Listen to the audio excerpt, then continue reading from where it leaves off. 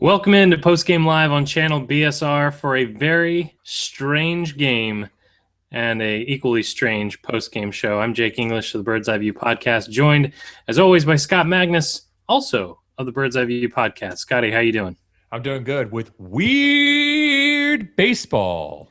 It's very weird baseball. Very weird baseball. Yeah. Now the Orioles won this game 19-3 in a game that was never that close. We saw it all tonight. We saw it all in so many ways. I'm not even sure if we can recap everything that we saw. I think I'm actually going to have to go ahead and sleep on everything that I saw because this was a nightmare for a Philadelphia Phillies fan, much more so than the rest of the season.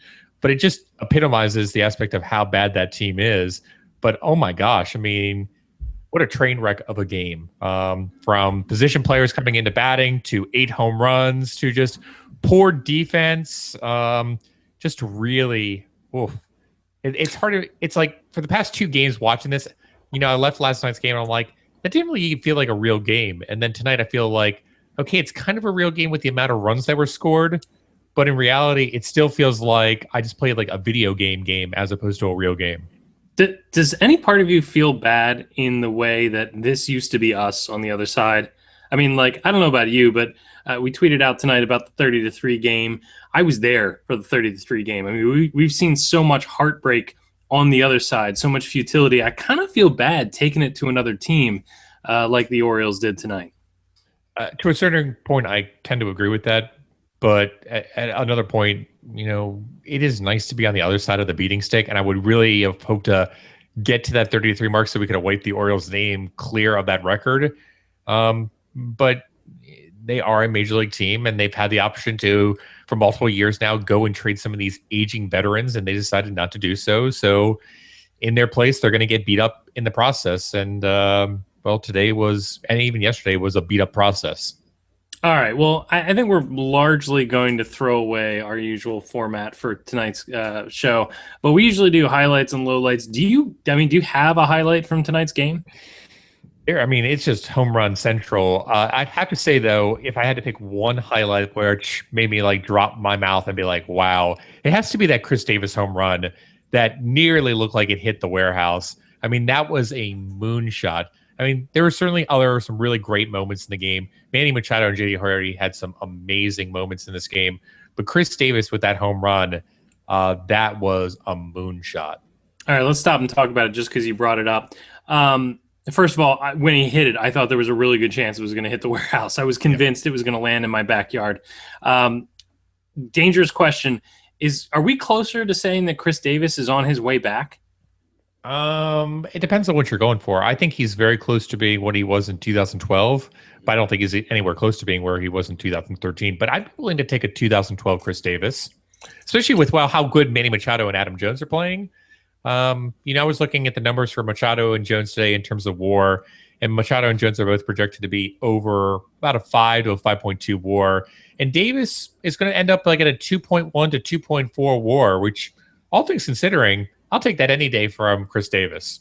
Yeah, I mean, I don't like to say that you're right in public very often, but I know in the preseason on Bird's Eye View, we talked about what we'd expect from Chris Davis and what we'd hope to get to Chris Davis, and you said at the time, and I think you're dead right, we'll take 2012 Chris Davis. If we can get that player back, we take him with open arms. So I think he's dangerously close to getting back there. For me, the highlight, I was going to say it's Manny's dingers, but I want to go with something we saw from the pitching, which we'll talk about in a little bit, and that was seeing a position player pitch. There's so little in baseball that it is as beautiful as watching a position player pitch. So we'll get into that in just a little bit.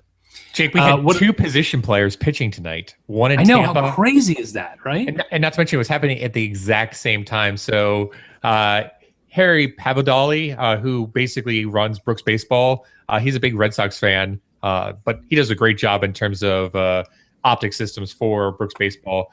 I just think that was amazing, just saying, oh my gosh, we've got 2 position players coming in the game at the same exact time. It's really cool, weird baseball tonight in terms of how many blowouts we're currently going through Major League Baseball. You got to know that if you were sitting in a bar or somewhere and they had it up on multiple screens, they had to have those 2 games going, right? Like that has to have happened. I think they actually probably had karate up on the screen, but that's just me. All right, I'm gonna lay this out here. That is currently my favorite commercial on television. And the fact that we won 19-3 allows us to talk about this commercial right now. All right, let's get into another topic. All right, what was your low light? Do you have a low light for tonight? I do have a low light for tonight. It has to be Chris Tillman only going 6 innings tonight and giving up 3 walks in the process. I don't even care about the 3 earned runs because, again, he was just being aggressive. But the 3 walks are something I want to focus on. He went to be very aggressive with his fastball pitches tonight, and still being aggressive like that, and it still didn't allow him to get the command.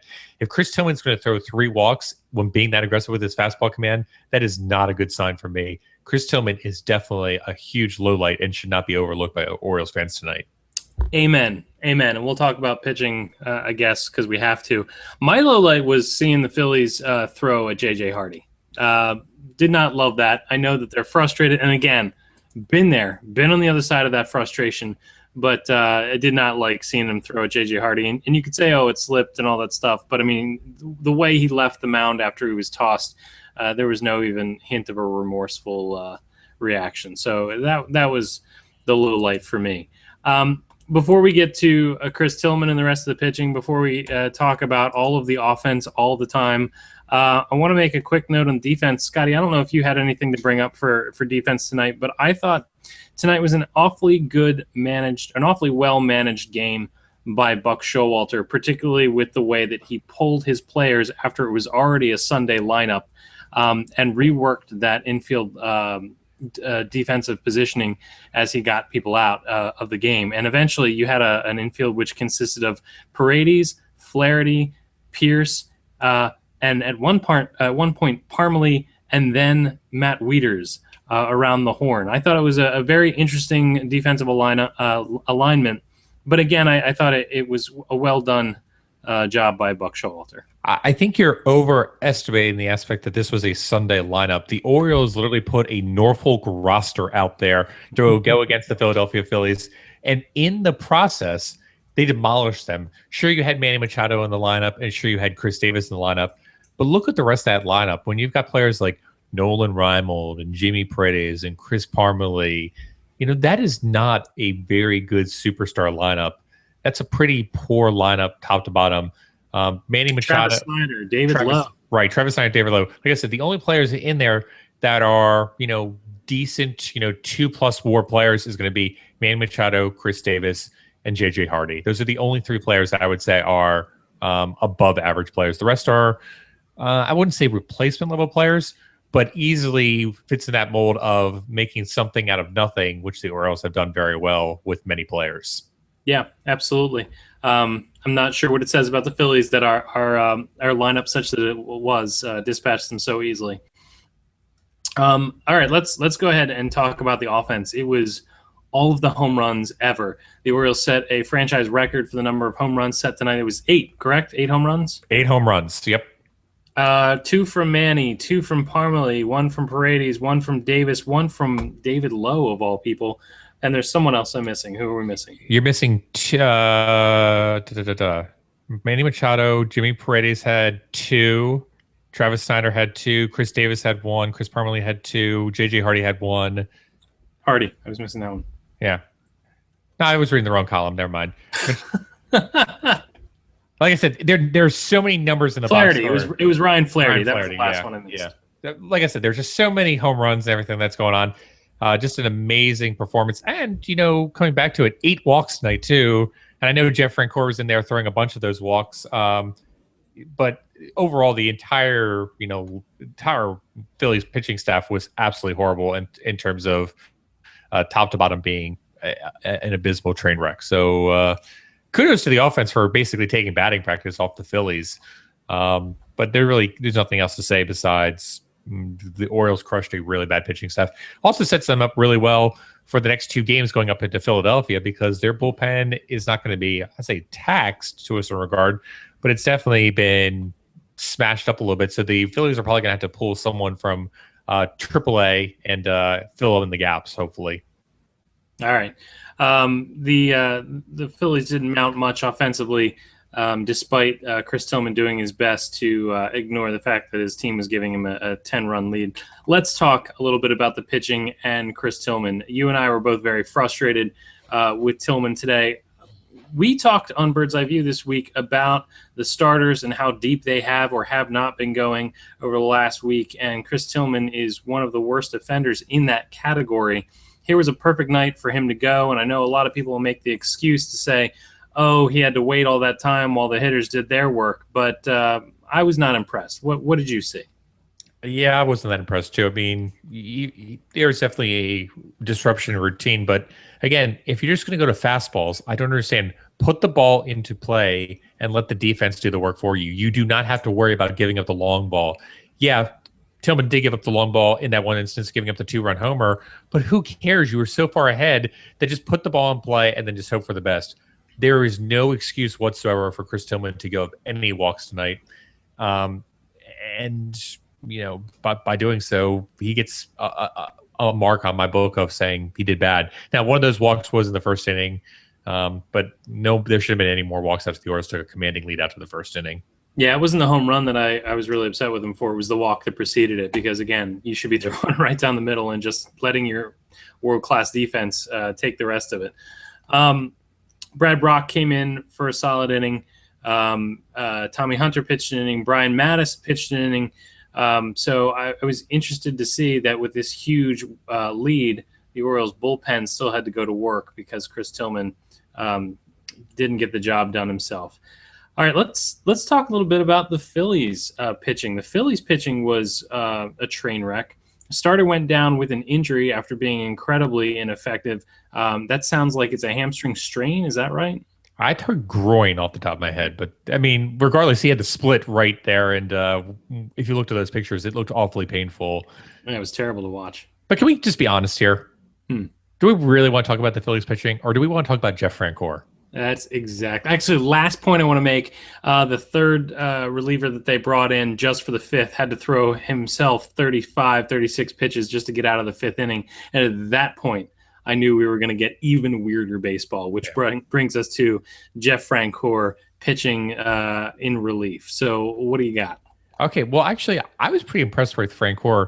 He came in the game and he got one strikeout against Nolan Reimold watching the ball. Nolan Reimold is going to get harassed probably for the next week and a half, 2 weeks for getting struck out by Jeff Francoeur, watching the ball and not swinging at it. That's pretty bad. Although decent velocity with Francoeur, decent changeup. Jake, you may not know this, and our listeners might not know this, but Francoeur was tried out as a relief pitcher in AAA El Paso last year as a rehab. So it's not like he doesn't have any experience whatsoever pitching. He does have some somewhat professional experience as a pitcher. Well, pitching for the Phillies almost counts. Each major league club has that guy designated. It's going to be the emergency position player that pitches in a game like this. And it's Francoeur for the Phillies. And unfortunately for him and the Phillies, they got to see it tonight. It's a delight for the rest of us, though. I'm always really impressed with the position players when they have to pitch because, again, the velocity isn't crazy, but it's pretty good velocity. And I thought that, he ran out of gas and he walked just about everybody he saw in that second full inning of relief. But in the first inning, I thought he was real good. And he shut down the Orioles scoreless for the first time in the game in that eighth inning. Yeah, tip of the cap to Jeff Francoeur for hanging in there. Not to mention going really deep with a pitch count, too, getting up into the 50s. Leading to Chase Utley basically coming out when the pitching coach and the coaches couldn't get to the bullpen because the bullpen coach had literally taken the phone off the hook. And it literally led to a situation where Chase Utley came out and just told the pitching coach, this is BS. Letting Francoeur continue. And Francoeur is just like, it's okay, I'll take care of it. And Utley was visibly upset about this. So, I'm looking at that situation. I'm looking at how the managers are handling the situation. I'm seeing them, waving a towel out of the dugout to try to get the bullpen's attention. This was an absolute train wreck from a team and a franchise, from a long storied franchise. I know the Phillies have a long history of, a lot of losses and stuff like that. In fact, they had the most losses of any major league team. First to 10,000, yeah. Yeah, exactly. But honestly, if it were me and I'm running that organization, I'm pulling on all those coaches tomorrow when they get back into Philadelphia and be like, you're gone. I don't care. We're going to promote everyone up from AAA. They're the new coaches for the time being while we figure things out. But you guys are just this is a joke. We're not doing this anymore. I don't think there could be anything more emblematic of this game other than the Phillies bullpen phone being left off the hook. Yeah. Either by overuse or by simply the bullpen coach didn't want to hear any more of it. But you kind of have to give Chase Utley some credit. I don't know anything about that guy. I follow national baseball just as much as the rest of us, but I don't really know a whole lot about the kind of guy Chase Utley is. But to see somebody go to bat for his teammate like that was pretty admirable, I thought. Yeah. I mean, Chase Utley is literally, I would say, almost like a team captain for the Philadelphia Phillies. I always talked about him back in the day when the Phillies were really good back in like 2002, 2008 as like a Brian Roberts, like a plus version of Brian Roberts. And I always used to joke with my boss at the time, who was a big Phillies fan. It's like, look, I was like, what do you think about trading Chase Utley for Brian Roberts straight up? And he says like, yeah, Brian Roberts is a good player, but Chase Utley's just a little bit better. And certainly he's gotten old enough at this point where the skill set has declined to a certain regard. But yeah, I've got a kind of a special part in my heart for Chase Utley, just in terms of being that steadfast player for the Phillies and getting them their first championship in a long time back in 2008.